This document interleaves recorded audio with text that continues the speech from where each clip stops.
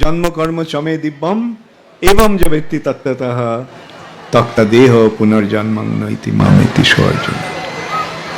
শ্রীকৃষ্ণের জন্মটা কি ভৌতিক না আধ্যাত্মিক? কৃষ্ণের জন্মটা কি প্রাকৃত না দিব্য? সেই কথাই কৃষ্ণ বলছেন, জন্ম কর্ম চমে দিব্যম। আমার জন্ম এবং আমার কর্ম দিব্য, এবং সেটা যে জেনে গেছে, যে এবং যে ব্যক্তি তত্ত্বতভাবে যেটা যে সেটা জেনেছে, কৃষ্ণের জন্ম এবং কৃষ্ণের কর্ম হচ্ছে দিব্য, তার দিব্য লীলা, তাকে আর এই মৃত্যুর পরে এই জগতে ফিরে আসতে হয় না। তক্তা দেহম, এই দেহ ত্যাগ করার পর তাকে আর এই জগতে ফিরে আসতে হয় না। তবে তোমরা যদি এই জগতে ফিরে আসতে চাও, তাহলে খবরদার কৃষ্ণের ধারে কাছে যেও না। তোমরা এই জগতে থাকতে চাও? এই জগৎ থেকে ভগবত ধামে ফিরে যেতে চাও? খুব ভালো।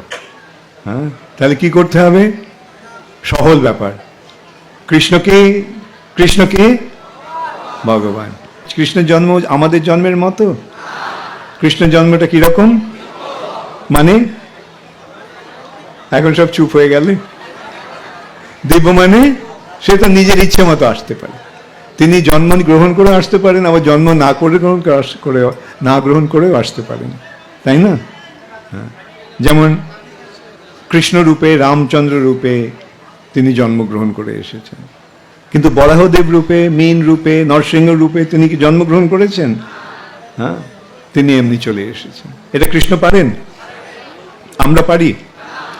তাহলে আমাদের সঙ্গে কৃষ্ণের পার্থক্য আছে? আমরা কি কৃষ্ণের মতো হতে পারবো?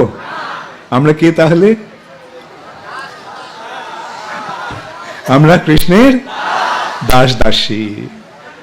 হ্যাঁ, এটি আমাদের প্রকৃত পরিচয়। সুতরাং সেই এটা জেনে নিয়ে সকলকে জানাতে হবে। এই কথাটা কি আমাদের নিজেদের বেলায় প্রযোজ্য না অন্যের বেলায় প্রযোজ্য?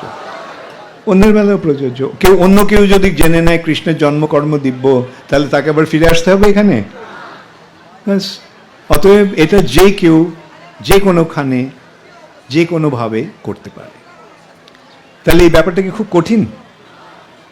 তাহলে এই সরল পথটাকে গ্রহণ করলে আমাদের জীবন সার্থক হবে?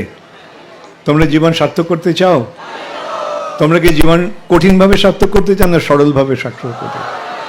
যদি কঠিনভাবে করতে চাও তাহলে হিমালয়ে চলে যাও, আর যদি সরলভাবে করতে চাও তাহলে ঢাকাতে থেকে, বাড়িতে থেকে যা করছো তা করে, কেবল হরে কৃষ্ণ মহামন্ত্র কীর্তন করে, জপ করে, ব্যাস জন্মকর্ম চমে দিব্যম করে আর এই জগতে ফিরে আসতে হবে না, ভগবত ধামে ফিরে যাও। তাহলে এটা খুব সহজ কাজ নয়। এবং এটা আমরা কেন পেলাম? মহাপ্রভুর কৃপায় পেলাম। আমরা এখানে কিভাবে পেলাম? শিল প্রভুপাদের কৃপায় পেলাম। শিল প্রভুপাদ আসার আগে এই সমস্ত আমাদের জানা ছিল না, অন্তত আমার জানা ছিল না। কিন্তু প্রভুপাদের সান্নিধ্য এসে এটা আমার জানা হয়েছে। তার ফলে আমি অন্তত বলতে পারি এই জন্মটা অন্তত সার্থক করতে পেরেছি। তো তোমরা তোমাদের জন্মটাকে সার্থক করবে? এমনও দুর্লভ মানব দেহ পাইয়া কি করো ভাবনা কেহ। হ্যাঁ, এই যে এমন একটা দুর্লভ মনুষ্য জীবন পেয়েছে, আর ভাবনা কি? কোনো ভাবনা আছে?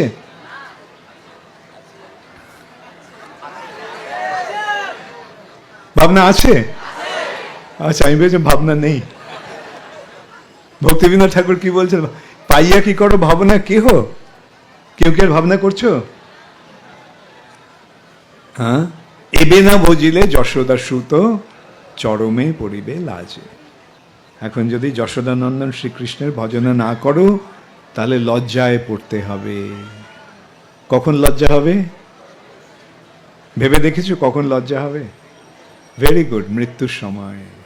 তখন মনে হবে হায় হায়, এত সুন্দর একটা সুযোগ পেয়েছিলাম, এটা সদ্ব্যবহার করলাম না। ইসকনের ভক্তরা কত কাজ এসে আমাদেরকে বলেছিল, প্রভু মাতাজি জপ করুন, কৃষ্ণের সেবা করুন, আমি করলাম না। আর যারা করেছে তাদের কি হলো? হ্যাঁ, তারা হাসতে হাসতে গোলক বৃন্দাবনে, হাসতে হাসতে, কেবল না, তারা নাচতে নাচতে গোলক বৃন্দাবন চলে যায়।